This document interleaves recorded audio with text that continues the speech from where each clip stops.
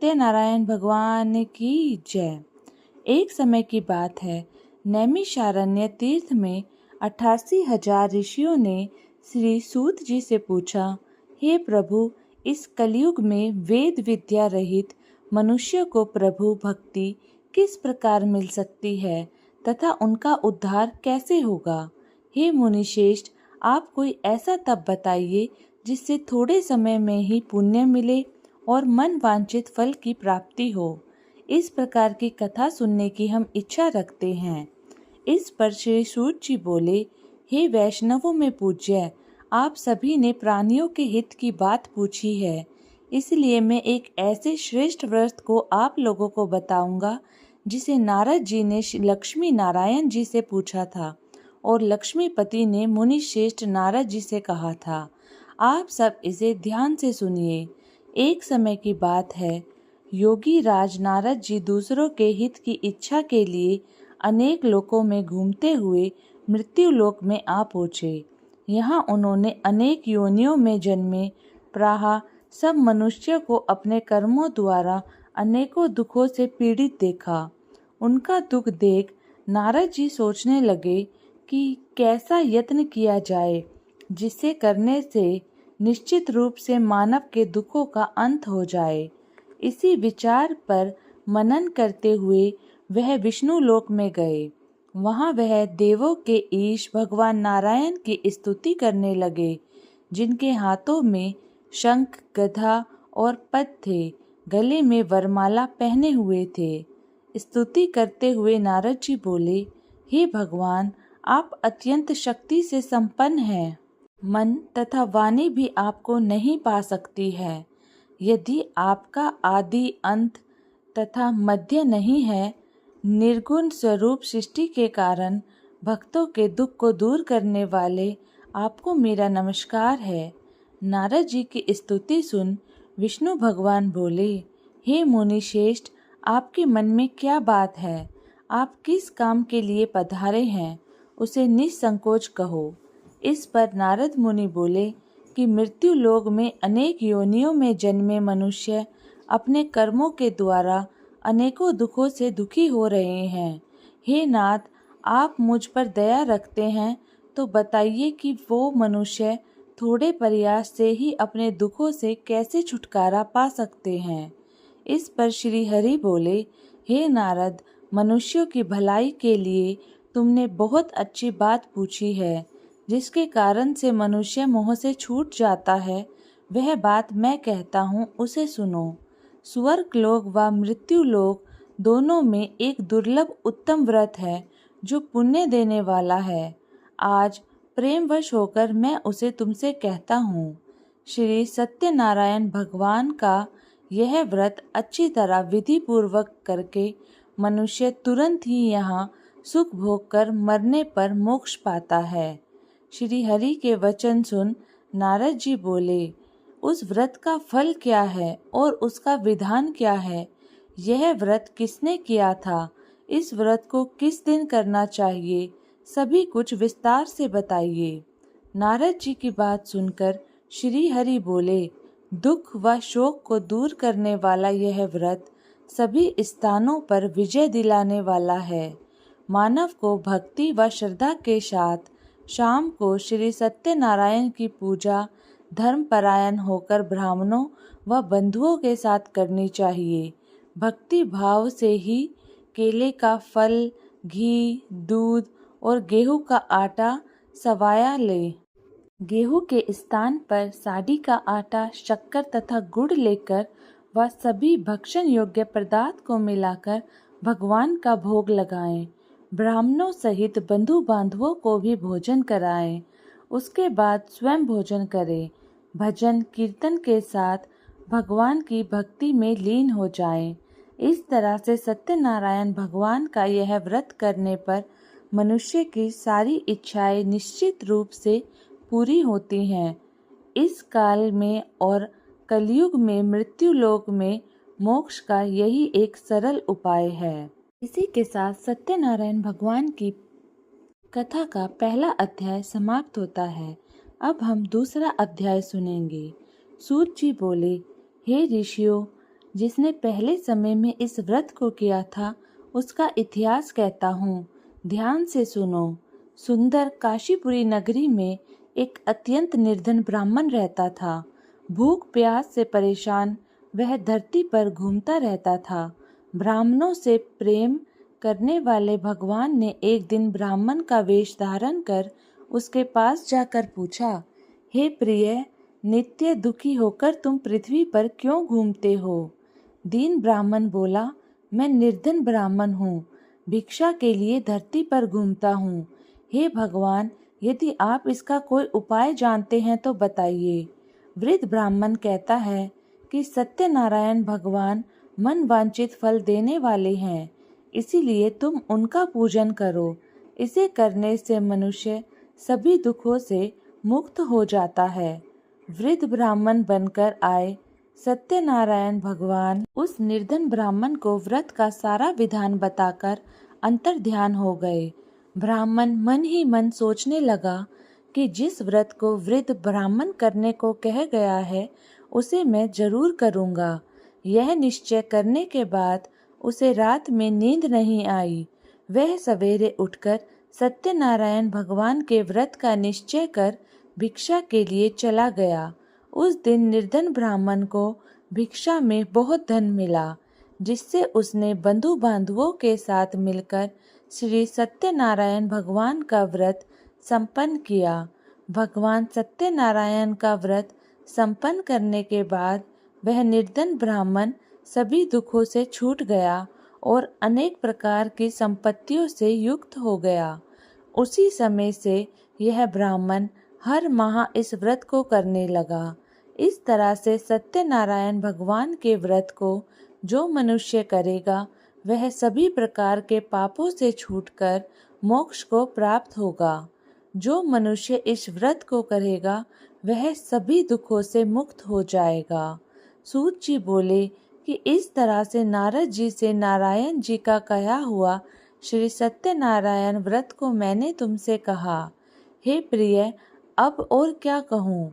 ऋषि बोले, हे मुनिवर, संसार में उस विप्र से सुनकर और किस किस ने इस व्रत को किया, हम सब इस बात को सुनना चाहते हैं। इसके लिए हमारे मन में श्रद्धा का भाव है।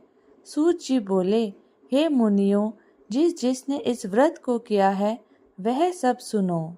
एक समय वही विप्र धन एवं ऐश्वर्य के अनुसार अपने बंधु बांधवों के साथ इस व्रत को करने के लिए तैयार हुआ। उसी समय एक लकड़ी बेचने वाला बूढ़ा आदमी आया और लकड़ियां बाहर रखकर अंदर ब्राह्मण के घर में गया। प्यास से दुखी वह लक्कड़हारा उनको व्रत करता देख विप्र को नमस्कार कर पूछने लगा कि आप ये क्या कर रहे हैं तथा इसे करने से क्या फल मिलेगा, कृपया मुझे भी बताइए। ब्राह्मण ने कहा, सब मनोकामनाओं को पूरा करने वाला यह सत्यनारायण भगवान का व्रत है। इनकी कृपा से ही मेरे घर में धन धान्य आदि की वृद्धि हुई है। विप्र से सत्यनारायण व्रत के बारे में जानकर लक्कड़हारा बहुत प्रसन्न हुआ। चरणामृत लेकर वह प्रसाद खाने के बाद वह अपने घर गया। लक्कड़हारे ने अपने मन में संकल्प किया कि आज लकड़ी बेचने से जो धन मिलेगा उसी से सत्यनारायण भगवान का उत्तम व्रत करूँगा। मन में इस विचार को ले बूढ़ा आदमी सर पर लकड़ियाँ रख उस नगर में बेचने गया और जहाँ धनी लोग ज़्यादा रहते थे उस नगर में उसे अपनी लकड़ियों का दाम पहले से 4 गुना मिला। बूढ़ा प्रसन्नता के साथ दाम लेकर केले, शक्कर, घी, दूध, दही और गेहूं का आटा ले और सत्यनारायण भगवान के व्रत की अन्य सामग्री लेकर अपने घर गया। वहां उसने अपने बंधु बांधवों को बुलाकर विधि विधान से सत्यनारायण भगवान का पूजन और व्रत किया। इस व्रत के प्रभाव से वह बूढ़ा लक्कड़हारा धन, पुत्र आदि से युक्त होकर संसार के समस्त सुख भोग अंत काल में बैकुंठ धाम को चला गया। इसी के साथ हमारा दूसरा अध्याय समाप्त होता है। अब हम तीसरा अध्याय सुनेंगे। सूत जी बोले, हे श्रेष्ठ मुनियों, अब आगे की कथा कहता हूँ। पहले समय में उल्कामुख नाम का एक बुद्धिमान राजा था। वह सत्य वक्ता और जितेंद्रिय था। प्रतिदिन देव स्थानों पर जाता और निर्धनों को धन देकर उनके कष्ट दूर करता था। उसकी पत्नी कमल के समान मुख वाली तथा सती साध्वी थी। भृतशिला नदी के तट पर उन दोनों ने श्री सत्यनारायण भगवान का व्रत किया। उसी व्रत साधु नाम का एक वैश्य आया। उसी समय साधु नाम का एक वैश्य आया। उसके पास व्यापार करने के लिए बहुत सा धन भी था। राजा को व्रत करते देखकर वह विनय के साथ पूछने लगा, हे राजन, भक्ति भाव से पूर्ण होकर आप यह क्या कर रहे हैं? मैं सुनने की इच्छा रखता हूँ, तो आप मुझे बताइए। राजा बोला, हे साधु, अपने बंधु बांधवों के साथ पुत्रादि की प्राप्ति के लिए एक महान शक्तिशाली सत्यनारायण भगवान का व्रत व पूजन कर रहा हूँ। राजा के वचन सुन साधु आदर से बोला, हे राजन, मुझे इस व्रत का सारा विधान कहिए। आपके कथा अनुसार मैं भी इस व्रत को करूँगा। मेरे भी संतान नहीं है और इस व्रत को करने से निश्चित रूप से मुझे संतान की प्राप्ति होगी। राजा से व्रत का सारा विधान सुन व्यापार से निवृत्त हो वह अपने घर को गया। साधु वैश्य ने अपनी पत्नी को संतान देने वाले इस व्रत का वर्णन कह सुनाया और कहा कि जब मेरी संतान होगी तब मैं इस व्रत को करूँगा। साधु ने इस तरह के वचन अपनी पत्नी लीलावती से कहे। एक दिन लीलावती पति के साथ आनंदित हो सांसारिक धर्म से प्रवृत्त होकर सत्यनारायण भगवान की कृपा से गर्भवती हो गई। 10वें महीने में उसने गर्भ से एक सुंदर कन्या को जन्म दिया। दिनों दिन वह ऐसे बढ़ने लगी जैसे कि शुक्ल पक्ष का चंद्रमा बढ़ता है। माता पिता ने अपनी कन्या का नाम कलावती रखा। एक दिन लीलावती ने मीठे शब्दों में अपने पति को याद दिलाया कि आपने सत्यनारायण भगवान के जिस व्रत को करने का संकल्प किया था उसे करने का समय आ गया है। आप इस व्रत को करिए। साधु बोला, हे प्रिय, इस व्रत को मैं उसके विवाह पर करूँगा। इस प्रकार अपनी पत्नी को आश्वासन देकर वह नगर को चला गया। कलावती पिता के घर में रह दिनों में दिनादिन बड़ी होने लगी। कलावती पिता के घर में दिनादिन बड़ी होने लगी। साधु ने एक बार नगर में अपनी कन्या को सखियों के साथ देखा तो तुरंत ही दूत को बुलाया और कहा कि मेरी कन्या के योग्य वर देख कर आओ। साधु की बात सुनकर दूत कंचन नगर में पहुंचा, जहां देखभाल कर लड़की के सुयोग्य वर को ले आया। सुयोग्य लड़के को देख साधु ने बंधु बांधवों को बुलाकर अपनी पुत्री का विवाह उससे कर दिया। लेकिन दुर्भाग्य की बात ये थी कि साधु ने अभी भी सत्यनारायण भगवान का व्रत नहीं किया। इस पर श्री भगवान क्रोधित हो गए और श्राप दिया कि साधु को अत्यधिक दुख मिले। अपने कार्य में कुशल साधु बनिया जमाई को लेकर समुद्र के पास स्थित होकर रत्ना सारपुर नगर में गया। वहां जाकर दामाद ससुर दोनों मिलकर चंद्रकेतु राजा के नगर में व्यापार करने लगे। एक दिन भगवान सत्यनारायण की माया से एक चोर राजा का धन चुराकर भाग रहा था। उसने राजा के सिपाहियों को अपने पीछा करते देख चुराया हुआ धन वहां रख दिया जहां साधु अपने जमाई के साथ ठहरा हुआ था। राजा के सिपाहियों ने साधु वैश्य के पास राजा का धन पड़ा देखा तो वह ससुर जमाई दोनों को बांधकर प्रसन्नता से राजा के पास ले गए और कहा कि उन दोनों चोरों को हम पकड़ लाए हैं। आप आगे की कार्यवाही की आज्ञा दें। राजा की आज्ञा से उन दोनों को कठिन कारावास में डाल दिया गया और उनका सारा धन भी उनसे छीन लिया गया। श्री सत्यनारायण भगवान के श्राप से साधु की पत्नी भी बहुत दुखी हुई। घर में जो धन रखा था उसे चोर चुरा ले गए। शारीरिक तथा मानसिक पीड़ा व भूख प्यास से अति दुखी हो अन्न की चिंता में कलावती एक ब्राह्मण के घर गई। वहाँ उसने श्री सत्यनारायण भगवान का व्रत होते देखा, फिर कथा भी सुनी। वह प्रसाद ग्रहण कर रात को घर वापस आई। माता ने कलावती से पूछा, हे पुत्री, अब तक तुम कहाँ थी? तेरे मन में क्या है? कलावती ने अपनी माता से कहा, हे माता, मैंने एक ब्राह्मण के घर श्री सत्यनारायण भगवान का व्रत देखा है। कन्या के वचन सुन लीलावती भगवान के पूजन की तैयारी करने लगी। लीलावती ने परिवार व बंधुओं सहित श्री सत्यनारायण भगवान का पूजन किया और उनसे वर मांगा कि मेरे पति तथा जमाई शीघ्र ही घर आ जाएं। साथ ही यह प्रार्थना भी की कि हम सबका अपराध क्षमा करें। श्री सत्यनारायण भगवान इस व्रत से संतुष्ट हो गए और राजा चंद्रकेतु को सपने में दर्शन देकर कहा, हे राजन, तुम उन दोनों वैश्यों को छोड़ दो और तुमने उनका जो धन लिया है उसे वापस कर दो। अगर तुमने ऐसा नहीं किया तो मैं तुम्हारा धन, राज्य व संतान सभी को नष्ट कर दूंगा। राजा को यह सब कहकर भगवान अंतर ध्यान हो गए। प्रातः काल सभी ने राजा ने अपना सपना सुनाया और फिर बोले कि बालिक पुत्रों को कैद से मुक्त कर दिया जाए। दोनों ने आते ही राजा को प्रणाम किया। राजा मीठी वाणी में बोला, हे महानुभाव, भाग्यवश ऐसा कठिन दुख तुम्हें प्राप्त हुआ है, लेकिन अब तुम्हें कोई भय नहीं है। ऐसा कह राजा ने उन दोनों को नए वस्त्र आभूषण भी पहनाए और जितना धन उनका लिया था उससे दुगना धन वापस कर दिया और दोनों वैश्य अपने घर की तरफ चल दिए। इसी के साथ हमारा तीसरा अध्याय समाप्त होता है। अब हम चौथा अध्याय सुनेंगे।